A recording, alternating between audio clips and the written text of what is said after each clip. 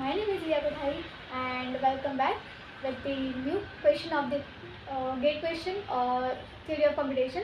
So here is the question on the screen. To prove that A equals to L of G or A equals to LG. So to prove that, which option is the correct option? So the option A is it is enough to prove that an arbitrary member of A can be generated by the grammar G. Second option is it is enough to prove that an arbitrary string generated by G belongs to set A.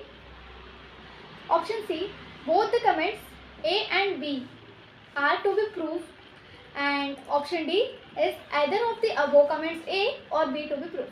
So let's just analyze the questions by one example, or just imagine you have a set of words. Okay, you have a set of words which is A, okay, and you have a rule book called G. Okay, you have a rule book G that tells you how to create words. This G tells you how to create words.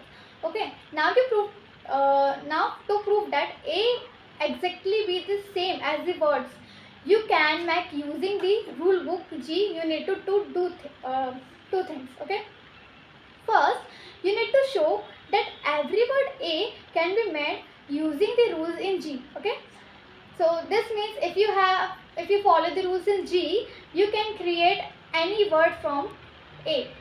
You also need to show that every word you can make using the rules G actually in A. G actually in A. This means the every word you create by following the rules in G belongs to A. So to prove that A is the same as the words made by the G, you have to prove these two things or both of the things. So both of the things means the option C is the correct answer, because option C is both the comments A and B are to be proved. So this is the correct option. Hope you understood. Thank you so much.